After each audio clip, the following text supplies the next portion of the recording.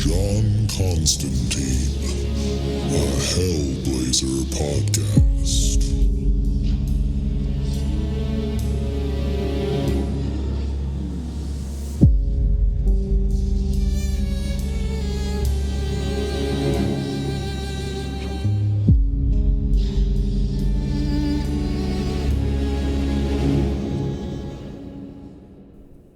Hey there, everybody, and welcome back. Before we get into the episode, just want to let you know that this is the free version of the podcast, and all that means is that we are way behind where I'm at in Patreon. So if you are loving this podcast and you need more John Constantine in your life, definitely go check us out at patreon.com/planes, trains, and comic books and sign up for the Hellblazer tier, where you'll get access to the entire Hellblazer library that I've recorded so far.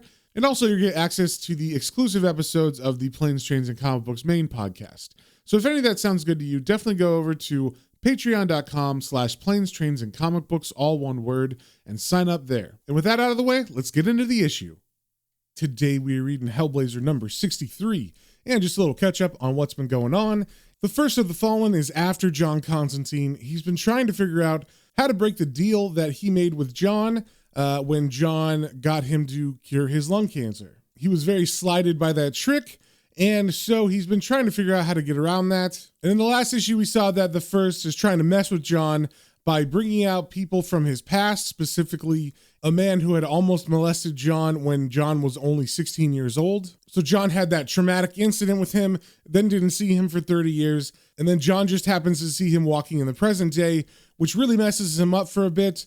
But John goes to try to get revenge on the man, and when he does, he follows him to a church. He finds out that that man was actually a priest who was under the influence of the First of the Fallen, which is why in the past the man had been going around murdering and sexually molesting people. And long story short, the man ended up killing himself in the church that John was hearing his confession in. So now John knows that the First is even going back into his history and pulling trauma from back then in order to throw him off his game in the present. And that is where we left off on the last issue. So first things first, with issue 63, we got the cover here.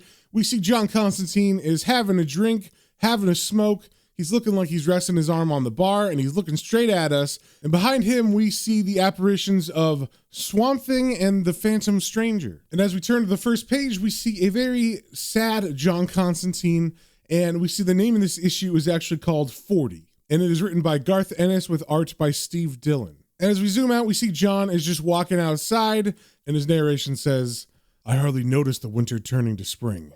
I'm drifting through the days and doing nothing, ignoring the magician's need to scrabble in the dark. It's not that I'm content. Bastards rule and winkers whine and Burks bend over, cheeks spread wide. Sod it. I don't know. So the months shoot by and right now goes with them, and all I can think about is love and war to come. And then, this morning, I noticed the date." So it seems like John is having an issue with living kind of the domestic life with Kit. So that's what he's thinking about as he's walking around. There's this impending doom, but he's also kind of not sure if he likes this domestic life or not. So John walks in off the street and he goes up some stairs up to Kit's apartment and he lets himself in. And when he does, he asks if Kit knows what day it is. And when he doesn't get an answer, he sees a note on the table that's addressed to him and he opens it and it says, "John, had to go home at short notice. My Aunt Jane's awfully sick. I'll try and get back tomorrow or the next day. Sorry, big lad. Love, Kit." And John stares at the note and says, "Bollocks." And then John thinks for a second and he sits down and he makes a call. And when someone picks up on the other line, he asks, "Is this the cabbie's answer to Oscar Wilde?" And we see on the other end is Chaz, his friend, and Chaz is laughing, saying, "Piss off, John. What's the score?" And John replies, "Well, I've just remembered something. It's me birthday." And Chaz says, "You're joking. How old are you?" And John answers, 40. And Chaz pokes fun, saying, "Frickin' hell, John Constantine the fogey. Can I give you all the shit then? Do you need a hand in the Cassie then, Granddad?" And John laughs, saying, "Christ, are we on form? Anyway, look, you coming down the Red Rover? Kit's out of town like." And then we see in Chaz's office that Chaz's boss is telling him to frickin' hurry up. And Chaz scowls at him, and then he answers John, saying, "Gotta keep it in your trousers tonight, huh?" "Sorry, mate, I can't. I'm on till 6 a.m. And John gets kind of sad when he hears this, and he says, "Oh, come on, Chaz, it's my birthday." And Chaz looks pretty sad too, and he says, "I'm sorry, but what can I do? You know what the missus is like. Give us a bell tomorrow, right? I've got to go. And then John hangs up the phone all sad, and he decides to go down to the corner shop and get supplies for his own party. And as he walks there, the narration says, bugger it. Since when did I ever have a happy birthday anyway? 40 years of knives in the back. That's all I've managed. 40 bloody years. So John walks into the corner shop and he says to the cashier behind the counter, and he says to her, give us 2 bottles of Jack Daniels and 60 Silk Cut, Janie. And as Janie gets his orders, she says, not your usual, John. And John replies, I suppose not. And as she puts his order in the bag, she's just making conversation with him saying, here, you should have seen the bloke in before you. 6'6", big as a bus. He bought 10 crates of Tennant Super, 10 bottles of Bushmills, and all this other stuff. I mean, I couldn't believe it. And as John takes his bottles and walks out, he says, glad someone's having a good time. And then as he walks out of the store, his narration says, how can I be 40 for crying out loud? Ah, shit. My life's nothing to celebrate. Is that why Kit's in Belfast? Why Chaz is snowed under? Because I'm meant to have a friggin' crap time of it? I got no other mates. Oh, I know people, but they twig there's something quite not right and keep their distance. They know what happens when you get too close. And as John's walking down the street thinking all this, of course, he sees people celebrating and drinking with their friends, and it's just putting him in a real sour mood. So he gets back to Kit's flat, and as he opens the door, he thinks, well, here we go. Get drunk, get maudlin, slide down. Bloody hell, I'm 40 all right. And then someone behind him yells, hey, Johnny, catch! And John looks like he's expecting it to be someone evil or something bad's gonna happen to him. But as he turns to see who it is, he sees a bunch of old friends that we've seen throughout the series are in his apartment, and they threw him a surprise birthday party. So the people that we see that I can definitely identify is the Lord of the Dance is there. We see Ellie, the demon from the last story arc, and Nigel, his friend that helped him during the Royal Blood storyline. Then we see 2 people. I'm not 100% sure if they've been in it before, but there's like a priest-looking guy, and there's also like a biker dude. And the last person we see is a woman who, at first I didn't know who she was because she's always in an iconic costume usually, but we see Zatanna here, who is from normal DC Comics, but we know from Alan Moore's Swamp Thing run that Zatanna and John have a romantic past, but I think now they're just friends. And John, when he sees them, is kind of confused, and he says, what's this? And the biker guy says, it's your party, you stupid bastard. And the Lord of the Dance answers, you've plenty of friends, Johnny. You just have to know where to look for them. I did. And Chantinelli looks at John and says, come on, John. You've got a reputation to live up to. And at that, John kind of gives an evil smile like he's agreeing to whatever's going to happen tonight. And he walks over to the Lord of the Dance with a bottle of Jack Daniels and he says, I haven't seen you since last Christmas. And you put this together? Screw me. This is friggin' great. I thought I was in for one miserable bloody night. And the Lord of the Dance says, you can't be down all your life, Johnny. And then Nigel cuts in, I mean, even I have to take a break from the war on capitalism every now and then. And John looks over at Nigel and says, bloody hell, it's Nigel Engels. Never thought I'd see you on me birthday, son. And Nigel says, yeah, well, you gave me a bit to think about with the royal thing. And then John kind of gets closer to Nigel and smiles and says, not just you, Nige. Notice how he had some public trouble with the missus just after we finished? Possession leaves you with scars. I hear he got up to some, dodgy stuff in the bedroom. And, I'm not going to draw you a picture. And as Nigel walks away, the biker guy comes up to John and says, is that the Nigel Archer who wanted to do voodoo on Thatcher? And John laughs and says, yeah, that's him, Header. And then Chantinelli cuts in saying, bloody idiot. I mean, didn't he know who she had on her side? And John looks over at the biker guy and the priest, and he says, don't be cruel, Ellie. It's a party, isn't it? How's life with you, Header? And Rick the Vic? And Header replies, I'm all right, Johnny. I'm sure this wee knave's up to no friggin' good, mind you. And then he puts his arm around Rick the Vicar, and Rick flips him off saying, may the Lord bless and keep you, Header. And then Rick turns to John and says, all is well with me, John. Thank you for asking. Oh, I recently located the banned literature you mentioned the last time we met in the Archbishop's collection. The usual price? And John smiles and says, for a foreskin Bible? Maybe. And I don't know about you guys, but I don't want to know what a foreskin Bible is. So John says that, he turns and he looks and he sees a little rabbit sitting on a counter. And I don't think we've ever met this rabbit before, but John looks at him and says, what's up, Mange? And apparently this is not a normal rabbit. This is a rabbit that talks. And he answers John saying, effing shite. Effing irony, he said, puts me mind into the effing rabbit off my stage act, like irony. And then John walks over to him and he picks the rabbit up. And the rabbit does not look very happy at all. This is a white rabbit who has very disheveled fur, and he just has an angry scowl on his face the entire time he's talking. So John brings the rabbit up to his face and he says, you still do that trick where you pull a magician out of your hat? And the rabbit says, give me a hat and I'll effing show you. So now that we've had all the introductions of all the characters in this story, talking rabbits included, obviously this night is going to get pretty crazy. And we cut to a little while later while John is like halfway down his bottle of Jack Daniels and the narration says, gonna be one of those nights. It suits me. 3 hours in and I'm pissed as a fart. Then we cut to John pissing in an alley and his narration says, frig knows how I got out here. And then we see while he's peeing, he's singing a song. And of course, I will sing this as best as I can. I don't know this song. So here it goes.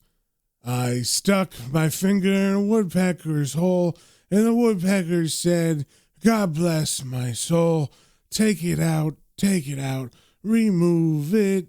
And luckily for your ears and my embarrassment, he gets cut off by someone saying, John Constantine. And John turns around while still pissing, and he says, what? And as he turns, his stream of urine ends up on the shoes of the man who said his name. And as we turn the next page, we see that that man is in fact another DC character known as the Phantom Stranger. And the Phantom Stranger looks kind of mad and slighted, possibly hurt.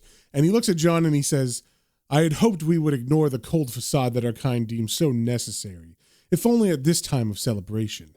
But I see there will be no hands clasped against this dark night. I see I must remain a stranger. And then before John can say anything, the Phantom Stranger disappears. So apparently the Phantom Stranger thinks John pissed on him on purpose. And as John stands there in the alley just holding his dick and still pissing, the narration says, oh Christ, the poor bastard. All those years on his own and I. And then out loud, John says, And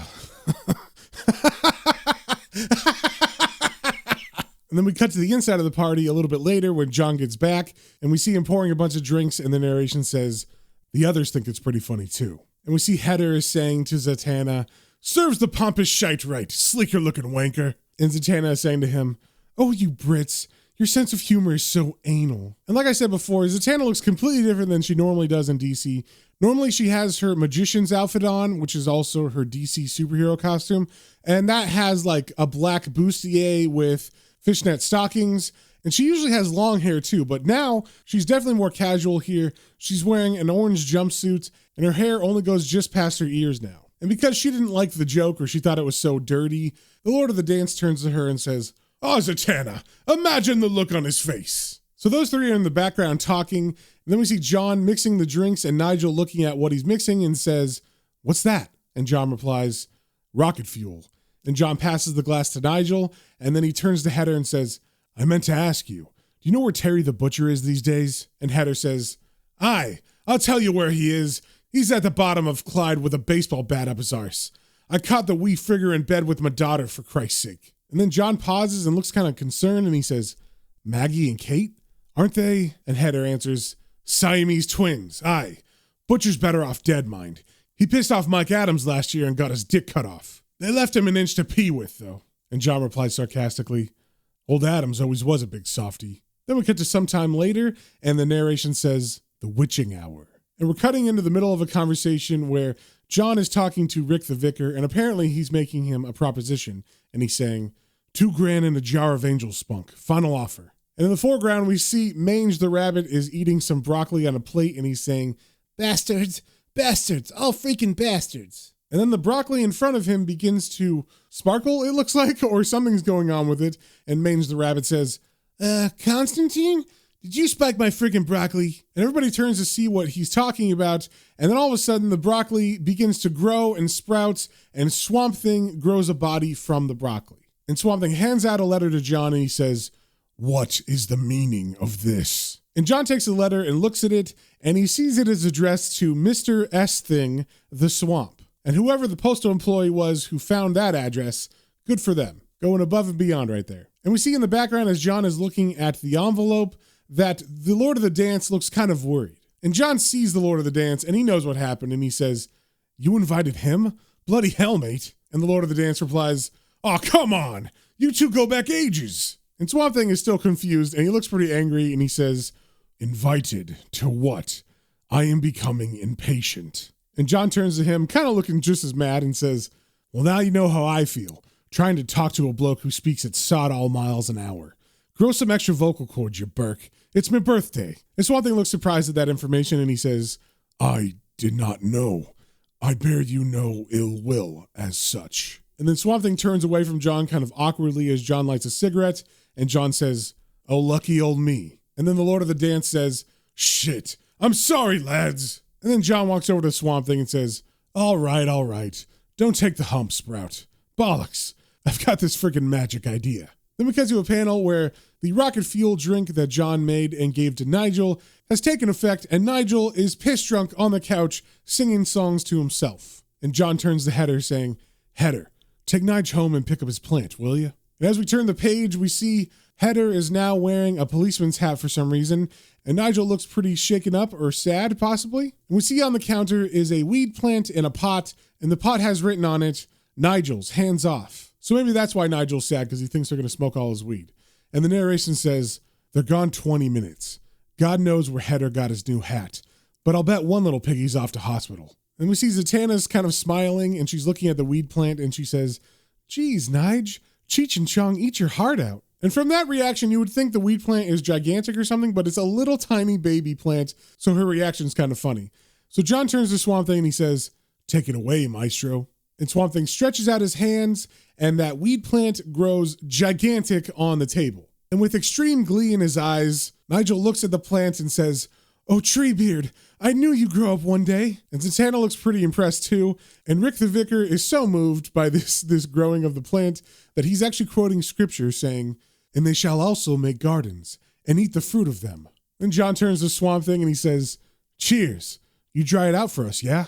And Swamp Thing replies, yes, I must go now. My family needs my protection. And John replies, right. Well, look, for what it's worth, I'll try and leave you alone from now on, okay? And Swamp Thing looks down on John, unbelieving, and says, you are very drunk, Constantine. Goodbye. And then Swamp Thing's body vanishes, leaving only pieces of broccoli left on the floor. And then Heather walks over to John and says, that him away? I'm telling you, if I had enough papers, I'd skin him up and smoke him. And as we turn the page, we see that John is sitting on the couch with Nigel, and they both have rolling papers in their hands. And John's narration says, here we go. Shit, it's been bleeding ages. Apparently, John has not rolled a joint in a long time. And Nigel on the other couch is getting his papers ready, and he's talking to Zatanna, and he's kind of flirting with her, saying, I'm dead good at this, you know? It's the cardboard bit at the end that's the tricky bit. Apparently, they don't do that in America. And Zatanna says to him, no. So, how did you meet John, Nigel? And as Nigel begins to delicately roll his joint, he says, well, our student union was haunted, right? This sociology student jumped out a window on acid, and then he came back. So Constantine showed up out of nowhere and said he could get rid of it. I thought he was going to do an exorcism. Thing was, he said it was the crappiest ghost he'd ever seen. He just walked up to it and said, piss off. And it did. And then Nigel looks down at his finished product of the joint that he's rolled, and it doesn't look quite right. It looks all lumpy and misshapen. And he says, always seem to screw it up at the end. I keep hearing about these huge ones you can do, but it sounds like a bit of a myth if you ask me. Then he looks over at John, who is just finishing rolling his joint, and John's joint is about a foot long, and it looks perfectly shaped and ready to smoke. And as we turn the page, we see everybody is sitting on the couch, and they're all smoking weed, and the narration says, monumentally stoned. And Nigel is kind of freaking out. He's on the couch, and he's saying, oh God, oh, I don't know if I can handle this. And Heather stands up, and he begins to walk to the kitchen saying, oh, well, I've got the munchies something shocking. And as Heather enters the kitchen, we see Zatanna is sitting on the counter, and she's super high. She's saying in one of her backwards spells speech, I'm out of my face. And then we see John and Ellie are sitting at the table next to her, and she says, you seen the state of Nigel? Mr. Messy. Then Zatanna turns to John and says, hey, what's the scoop on Kit, John? Looks like you finally met your match at last. And John's kind of surprised that she would ask about Kit, because he and Zatanna used to date a little bit. And he says, bollocks. But Ellie doesn't let him off the hook, and she says, oh, come on. It's over a year now. She must be something special, eh? And then John kind of smiles as he thinks about Kit to himself, and then the women give each other knowing glances. Then we turn the page, and the narration says, 6 a.m. And everybody is getting ready to leave John's apartment. They're all putting their jackets on and stuff. And Zatanna is talking to John saying, take care, you lunatic, please. And in the background, we see Nigel is talking to Chantanelli, who, if you remember, is a succubus demon. And he's saying, listen, I love you. You're beautiful. And Chantanelli says to him, you're playing with fire, little boy. And then John walks over to Rick the Vicar, Heather, and Mange the Rabbit, and he says, "Cheers, lads. I'll be in touch." And Rick says, "Excellent, John.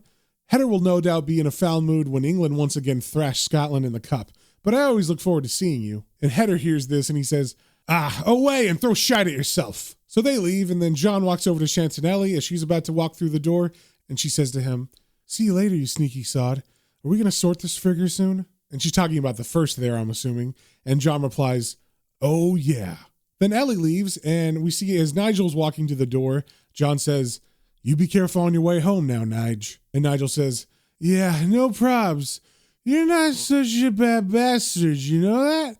Not so bad." And then John pats him on the back, and as Nigel walks out the door, we see that John has put a sign on Nigel's back that says, "All coppers are bastards." And John kind of chuckles to himself as Nigel walks out. Then John goes and sits on the couch, and we see the Lord of the Dance has not left yet, and the narration says, "There comes a point at all the best parties where it's just two blokes and a bottle of whiskey." And we see John is kind of staring at his whiskey glass, and the Lord of the Dance is sitting on the couch next to him saying, "So what do you see in the whiskey, Johnny?" And John replies, I see one god-awful friggin' hangover and half an hour's agony on the bog in the morning." And then he takes a big drink out of the glass, and the Lord of the Dance says, "It is the morning." Then he looks at John and says, "Tell me then, how does it feel to be 40? And John looks at him with a smirk and says, "I'm off to a bloody weird start anyway. It doesn't feel that different. Just an easy way to mark off another stage, you know what I mean?" Then he gets more thoughtful and continues, "I've had one buggered up life so far, but bloody hell, at least it's been interesting like. Cheers for the party anyway." And the Lord of the Dance looks down bashfully and says, I told you I owed you one. It's good for you anyway. You need to let your guard down now and then, or you'd frig yourself up royally." Then they cheers to that, and the Lord of the Dance says, "I know what you mean about your life, Johnny. I know you've made your share of mistakes. You're not perfect. You usually end up covered in blood and the shit kicked out of you. Pissed off at all the bastards with a power that you just can't touch. The Pogues wrote a song that could have been about you. You're a rake at the gates of hell." Then the Lord of the Dance gets even more serious, and John sits back kind of depressed as the Lord of the Dance says, "I may as well tell you, Johnny, you're in for a bloody rough couple of years. You've pissed off the last people you ever should have." And the Lord of the Dance begins to fade away, and as he does, he says, "But I'll be there for you when the time comes, son. Be lucky." And the Lord of the Dance completely disappears and leaves John sitting on the couch drinking by himself. So John thinks about what the Lord of the Dance said, and then he takes a big gulp and finishes his glass of whiskey. Then we cut to the outside of the apartment where Kit is just arriving home, and she's saying, "Bloody cabbies. John, are you there, love?" And as she swings the door open, she is greeted to the sight of a ruined apartment. There's trash everywhere from the party. There's a weed plant on the table in the center. There's hundreds of cigarettes all over the floor. And of course, things spilled all over the carpet and walls. And she's just standing there stunned. And then she looks down at the floor and sees little brown pellets at her feet. And she says, "Rabbit shite? My wee flat. What have they done to my wee flat?" Then you can see her eyes kind of flash with anger. And she goes into the bedroom and opens the door and says, "Well, well, well." But John is passed out on the bed drunk, and he's kind of muttering to himself saying, 40, love. I'm an old man." And Kit answers him saying, "Have you seen the state of this place, wee lad? You're a freaking dead man." And that, my friends, is the end of the issue, with Kit being mad at John for ruining her apartment with his party. And I know this one kind of seems like it didn't really have anything to do with the main storyline that's been going on in the last couple issues, but actually I think this kind of builds some anticipation for the impending doom that John is feeling because he doesn't know what the first is planning. And we'll see what that is in the next couple issues. So if you guys have any comments, questions, or suggestions, you can email me at planestrains and comic books, all one word, at gmail.com. And we will see you on the next one.